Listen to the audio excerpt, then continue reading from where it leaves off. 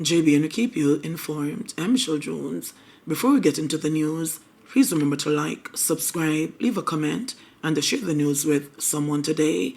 Now on to the news. A alleged car thief fatally shot by police in St. Catherine. A man who allegedly confronted the police after being found in possession of a stolen Toyota Crown motor car was fatally shot in Sunnyside District, St. Catherine on Monday. The deceased remains unidentified. Reports are that at about 2 p.m., police in St. Catherine North received information that a Toyota Crown motor car, which had been reported stolen, was seen in the Guys Hill area. While searching for the vehicle, the police intercepted a Toyota Voxy, suspected to be traveling in tandem with the stolen car. The two male occupants of the Voxy allegedly admitted to the police that they were piloting the Toyota Crown. The men reportedly made a phone call, after which the driver of the Crown arrived at their location. As was met by the men from the Voxy, the police appeared on the scene, prompting the Crown driver to flee towards nearby bushes. He was pursued by the police, while the two men from the Voxy were taken into custody. During the chase, the driver of the stolen car reportedly drew a gun from his waistband and pointed it at the police. He was subsequently shot and injured by the police. According to the police, a .38 revolver with 3 rounds of ammunition and 3 spent shells were seized from him. He was assisted to the Linstead Hospital where he was pronounced dead. The Independent Commission of Investigations Indicom is probing the fatal shooting. Alleged gangster shot and killed by police in Eltham Park. A St. Catherine man was fatally shot by the police after allegedly engaged them in an armed confrontation on Monday in Eltham Park, Spanish Town, St. Catherine. The deceased has been identified as 24-year-old businessman Adian McIntosh, otherwise called Addy, of Eltham Park. It's reported that McIntosh was an associate of Neil Tickman Laban, who was also killed by the police 2 weeks ago. At about 3:15 p.m., a police party was on patrol when a group of men in an unfinished house reportedly caught the attention of members of the team. The police disembarked the marked service vehicle and approached the gathering, and the men dispersed and ran in different directions. McIntosh was pursued and reportedly brandished a gun and pointed it at the officers. The police reportedly took evasive action and fired, injuring McIntosh. He was taken to the Spanish Town Hospital where he was pronounced dead. A Glock 27 pistol affixed with a magazine containing 5 rounds was reportedly taken from him. The police said McIntosh was a member of a gang in the parish.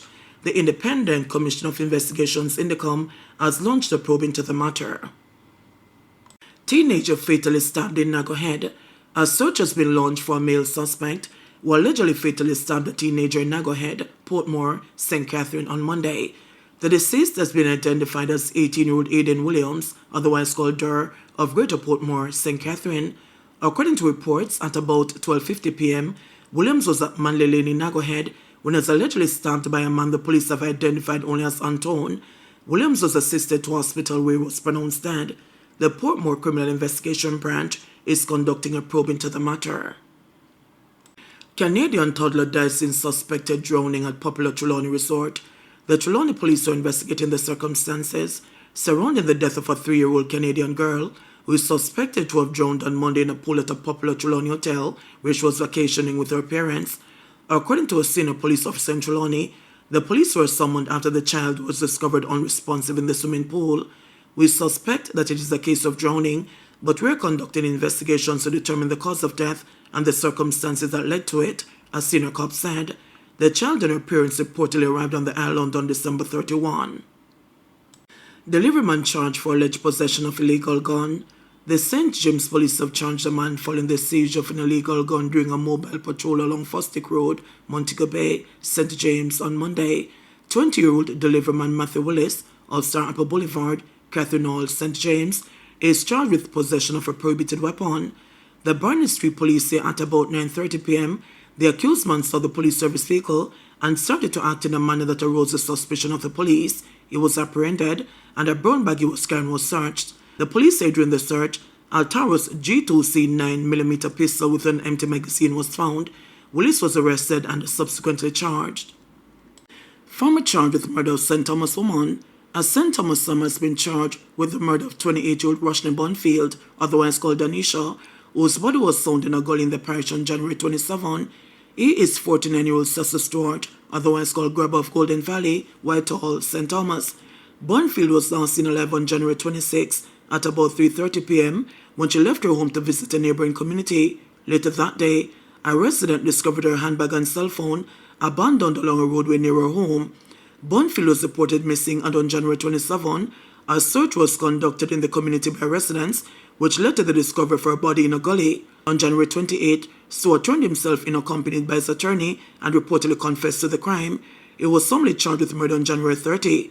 Crime Officer for St. Thomas, Deputy Superintendent of Police Maxine Bernard, commended the collaborative effort between the police and the community that led to Stewart's arrest and charge. Stewart's court date is being finalized. Residents protest police fatal shooting of man off Spanish Town Road. There is tension between police and the residents of Crescent Road off Spanish Town Road in St. Andrew after a 19-year-old man was fatally shot during an alleged confrontation on Tuesday morning. He has been identified as Brandon Reed, otherwise called Redman. The residents blocked the intersection of Crescent Road and Spanish Town Road to demand justice. They say the young man was shot while pleading for his life to be spared. Him come out to go buy weed. When him come to buy with the shop locks, them a come back. And the police them that. All him a beg team like them now with him again. Them shoot him up on the wall, drop on the wall, them shoot him and drop a ground. Them still a fire and fight. Him go up on him knee and him say, please no. And the can't see it, and the can't help me, and the can't help me, man, me not scare me, you know. Them still, and after them see a shoot out, no gun. What the gun there? No gun. I know we can't see the gun. No gun. Cold-blooded murderer. Justice to Redman. No gun. According to the police, members of the Zone 1 Operational Support Team were on patrol along Crescent Road when at about 2:50 a.m. explosions were heard. The police say a man dressed in a blue shirt exited Bowens Road onto Crescent Road with a gun in his hand. They reportedly called out to him when he allegedly pointed the gun in their direction and opened fire, leading to an exchange. The police say the man ran in the direction of a football field and fell. The wounded man was transported to hospital where he was pronounced dead. The police said during a search of the area, a Glock 19 pistol with a magazine containing 8 rounds was recovered. Deportee charged with Kingston man's murder. A deportee who arrived from the United States last week was on Monday charged in connection with the killing of a father and the injuring of the man's 2 sons. The incident reportedly took place last December at the victim's home at Upper West Street in Kingston. The accused, 33-year-old Rasheem Brown, otherwise called Shem, from Regent Street in Kingston 14, was charged following 11 investigations by detectives from the Kingston Western Police Division. He is charged with murder, 2 counts of wounding with intent, possession of a prohibited weapon, unauthorized possession of ammunition, and making use of a firearm to commit a felony. Brown is charged with the killing of 55-year-old Mark McKenzie and the injuring of McKenzie's 4- and 8-year-old sons, both students. Reports indicate that at around 3 a.m., McKenzie was at home with his 2 sons when several men armed with guns unlocked the door to their 1-bedroom apartment and opened gunfire. The father was hit in the head and upper body, while the children received gunshot wounds to their legs. Police assisted all 3 to the Kingston Public Hospital, where the father was pronounced dead. Doctors treated the boys and later transported them to Bustamante Hospital for Children. Brown, the police said, fled the island and was arrested in the United States for illegal entry. He was taken into custody after arriving at the Norman Manley International Airport in Kingston last Thursday. The accused was charged after a question and answer session in the presence of his attorney. The police believe Brown is the leader of the Golden Knights gang, which is associated with the Scream Corner gang and is in direct conflict with the Tivoli Gardens Young Generation gang. He has been investigated for other serious crimes to include breaches of the anti-gang legislation. NWA blames poor drainage and garbage disposal for issues off Waltham Park Road. The National Works Agency NWA says poor drainage design and garbage disposal are the cause of the deteriorating surface of East and Diaga roads near Waltham Park Road in St. Andrew. Several taxi operators and residents staged a protest Monday over the poor state of the roadway and the overflow of sewage.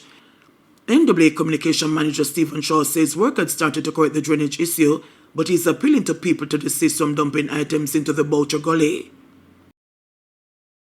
There is a huge drain. The Boucher Gully goes into a cylindrical drain, which is a poor design, quite honestly. Might have been good for the time when persons never used to dump things in gullies. But with what is happening now, where everything finds its way into gullies, including old fridges and stoves, it's not good for purpose or fit for purpose. And so the cylindrical drain, is blocked, and this forces water onto the road, which then results in what we are seeing there now. We have done some work. We have started some work in this space. We have done some temporary reinstatement work, and we are going to be moving to try and clean as best as possible the drain in this space.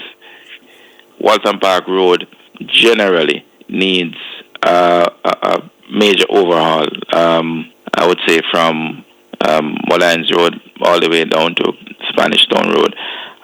There are at least 3 areas that I can think about where stormwater flows are pretty heavy along the road and across the road. And so it is something that we will have to look at in terms of redesign of the drainage network. PNP caretaker says Mona residents are in private security to curb crime.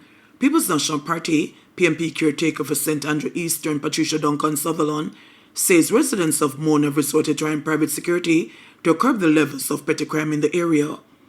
That Mona and Hope Pastures, whereas we don't have violent crimes in those areas, we have a significant level of petty crimes, robberies, hold-ups, but not necessarily with weapons that are not guns, but maybe knives, right? And the people, a lot of the helpers and the gardeners are the ones who are the victims of those crimes because they walk on the road. And then there's also the issue of some house break-ins. What's happening is that there are citizens associations and the police are trying to work closer together. But what I find that a lot more citizens are using private security because they are not yet confident that the police will be able to address the situation and protect them prior to the crime happening. Yes. So you would have gotten feedback from the citizens that they're fed up? So I have gotten feedback from the citizens of Mona and Hope Pastures in particular that the issue of the crime in their area, of the robberies in their area, is very frustrating for them. And so they have resorted in a lot of cases to using private security so that they can prevent the crime. So I will be meeting with the police and to try to get them to talk more with the citizens so that we can have more preventative methodology put in place, more patrols, more presence in the communities so that the people can feel safe in their communities. Thank you. JBNN will keep you informed. Please remember to subscribe, like, share, leave us a comment, and click the notification bell to receive our daily news items.